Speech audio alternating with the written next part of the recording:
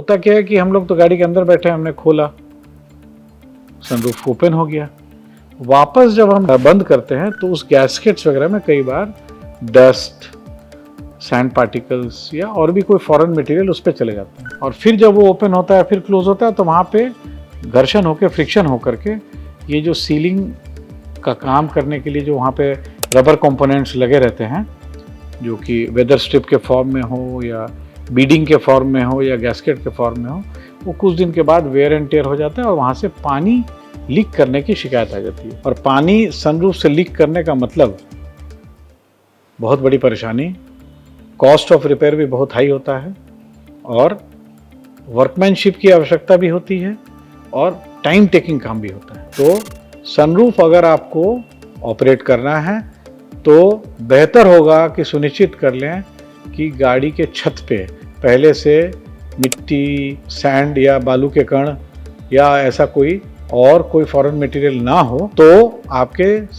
Sunroof के जो mechanism है, सनरूफ का जो वाटर प्रूफिंग का जो मैकेनिज्म है, जो अरेंजमेंट है, वो ज़्यादा दिन तक चलेगा और आपको परेशानी का सामना नहीं करना पड़ेगा। नमस्कार, हिट्स अप ऑटो में आपका बहुत बहुत स्वागत है। और आज का विषय है सनरूफ के रख रखाव को लेकर क्या प्रिकॉशन रखना है, क्या कुछ करने की ज़रूरत है। इसी विषय पर बातचीत करूंगा अपने ऑटो एक्सपर्ट अशोक प्रियदर्शी जी से। सर, बहुत बहुत स्वागत है। आजकल की बहुत सारी गाड़ियों में सनरूफ लग कर आता है, ऐसे में थोड़ी कम अवेयरनेस है लोगों में कि किन बातों का ध्यान रखना है, कैसे मेंटेन करना है, रख रखाव कैसे किया जाए सनरूफ का। हाँ शक्ति जी, ये टॉपिक का चयन काफ़ी सारे इनपुट्स के बाद हुआ। इससे पहले भी हम लोग ने एक वीडियो में सनरूफ की उपयोगिता पे एक वीडियो बनाया था हम लोगों ने। जी जी, और प्रिकॉशन भी बताया था हम लोगों ने। तो बहरहाल आज के वीडियो को उससे थोड़ा अलग करते हैं और मैं फिर से दोहराना चाहूँगा अपने दर्शकों के लिए, सनरूफ का मतलब जब ऐसा वेदर हो और आपको लगे कि सनलाइट लेने से अच्छा फील होगा या ज़रूरी है, उस समय के लिए सनरूफ डिज़ाइंड है। और सनरूफ एक्चुअली उन देशों के लिए डिज़ाइंड है जहाँ पे डस्ट ना के बराबर है, परंतु ठंड बहुत होती है, कभी कभी धूप निकलती है, वहाँ के लिए सनरूफ डिज़ाइन था। पर ग्लोबली बहुत लोग इसको शौक से लेते हैं, लेना चाहते हैं। हमारे देश में भी सनरूफ वाली गाड़ियों का प्रचलन काफ़ी तेज़ी से बढ़ गया है। बहरहाल आज का जो वीडियो है वो उस पर नहीं है। आज हम लोग ये बताना चाहेंगे कि जिन्होंने सनरूफ वाली गाड़ी खरीद ली है उसका उपयोग कृपया करके खोल करके बच्चों को बाहर निकाल के चलाने वगैरह में न कीजिए, इस पे अपने विवेक का इस्तेमाल करें। परंतु रख रखाव की आज बात कर रहे हैं हम लोग।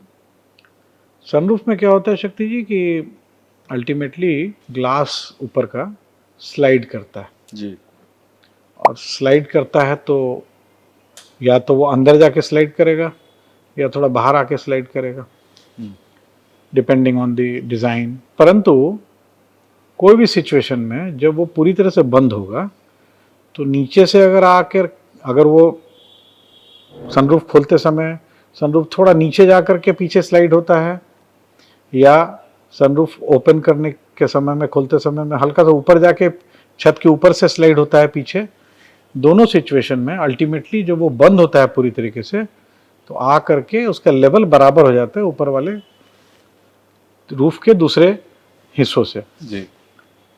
और यहीं पे रबर के गैस्केट्स, पानी ना घुसे उसमें, एयर टाइट रहे, उसके लिए कुछ लाइनिंग्स, कुछ वेदर स्ट्रिप्स या गैस्केट्स उसमें लगे रहते हैं। तो देखा क्या गया कि जो लोग सनरूफ का इस्तेमाल करते हैं, जिस कारण से भी करें, जिस रूप में भी करें, या जो लोग सनरूफ का इस्तेमाल बहुत कम करते हैं, अगर सनरूफ खोलते समय जब आप उसको ऑपरेट कर रहे हैं उस समय अगर आपके छत के ऊपरी हिस्से में डस्ट, लूज डस्ट, कई बार गाड़ी पेड़ वगैरह के नीचे खड़ी रहती है तो कुछ पत्ते या ऐसी कोई भी चीज़ जो ऊपर छत पे सनरूफ खोलने से पहले रही जी। और सनरूफ हमने खोला तो कुछ चीज़ें वो गैस्केट्स में चली जाती हैं, खासकर मिट्टी, सैंड, या कभी कभी कुछ, जैसा मैंने बताया पेड़ वगैरह के नीचे गाड़ी खड़ी रहती है तो छोटे छोटे टुकड़े कुछ चले जाते हैं। तो होता क्या है कि हम लोग तो गाड़ी के अंदर बैठे, हमने खोला, सनरूफ ओपन हो गया। वापस जब हम बंद करते हैं तो उस गैस्केट्स वगैरह में कई बार डस्ट, सैंड पार्टिकल्स या और भी कोई फॉरेन मटेरियल उस पर चले जाते हैं, और फिर जब वो ओपन होता है फिर क्लोज होता है तो वहाँ पे घर्षण होकर, फ्रिक्शन होकर के ये जो सीलिंग का काम करने के लिए जो वहाँ पे रबर कंपोनेंट्स लगे रहते हैं, जो कि वेदर स्ट्रिप के फॉर्म में हो या बीडिंग के फॉर्म में हो या गैस्केट के फॉर्म में हो, वो कुछ दिन के बाद वेयर एंड टेयर हो जाता है और वहाँ से पानी लीक करने की शिकायत आ जाती है। और पानी सनरूफ से लीक करने का मतलब बहुत बड़ी परेशानी, कॉस्ट ऑफ रिपेयर भी बहुत हाई होता है और वर्कमैनशिप की आवश्यकता भी होती है और टाइम टेकिंग काम भी होता है। तो आज के वीडियो के माध्यम से हम अपने दर्शकों को बोलना चाहते हैं कि अगर आप सनरूफ वाली गाड़ी खरीद करके सनरूफ को इस्तेमाल करते हैं, कभी कभी करते हैं, रेगुलरली करते हैं, जैसे भी करते हैं, तो एक चीज़ का कृपया ध्यान दें, सनरूफ खोलने से पहले एक बार सुनिश्चित कर लें कि आपके छत के ऊपरी सतह पर जो गाड़ी का जो सीलिंग है बाहरी तरफ से, वहाँ पे साफ सफाई होनी चाहिए। डस्ट, सैंड, कोई फॉरेन मटेरियल पार्टिकल होगा तो वो सनरूफ खुलने के समय में अंदर जा कर के गैस्केट्स में लग जाता है और फिर बंद करते खोलने के क्रम में वो धीरे धीरे गैस्केट्स को डैमेज कर देता है।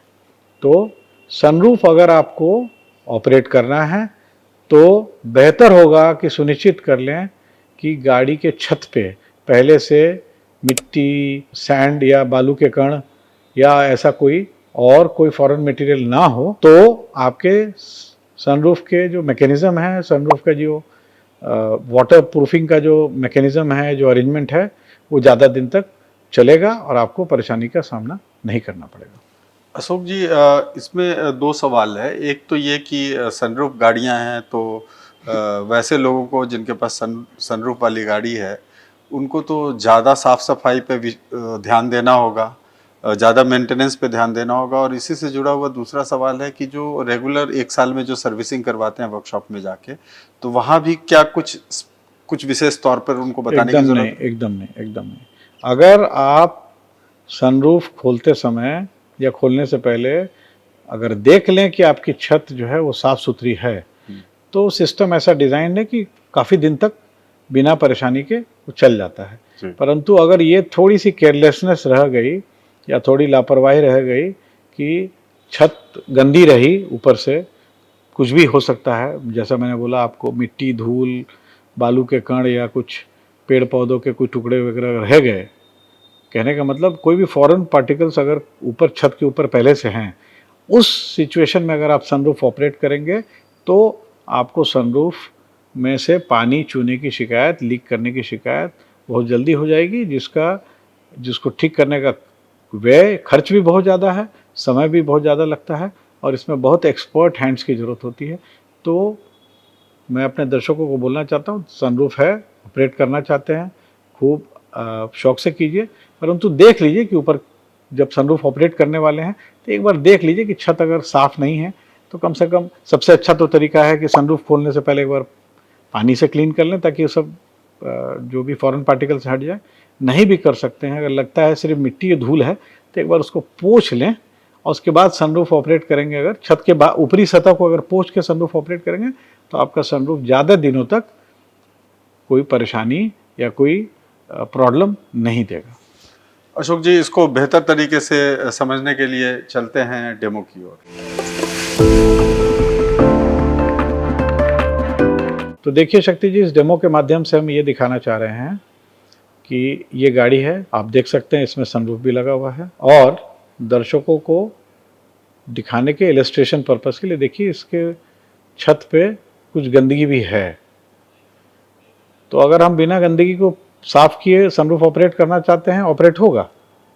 अभी देखिए हम ऐसे ही ऑपरेट करके आपको दिखाते हैं। तो आपने देखा गंदगी है, सनरूफ खुला आराम से, सनरूफ बंद हुआ। परंतु अगर इसको नज़रअंदाज बहुत बार किया जाएगा तो कुछ दिनों में सनरूफ से पानी लीक करने की शिकायत आ जाएगी। तो अब देखिए, हम इसको अब सिर्फ दिखा रहे हैं बहुत सिंपल तरीके से, सिर्फ एक क्लॉथ का टुकड़ा या कपड़े के टुकड़े से इसको सिर्फ हम एक बार पोंछ दें तो ये परेशानी नहीं होगी और काफ़ी दिन तक सनरूफ आपका चलेगा। बहुत बहुत धन्यवाद अशोक जी। तो ऐसी ही यूनिक, देखने में भले छोटी लगे लेकिन उसका असर बहुत व्यापक होता है, ऐसी ही जानकारी हेड्स अप ऑटो आपके लिए हमेशा लाता है।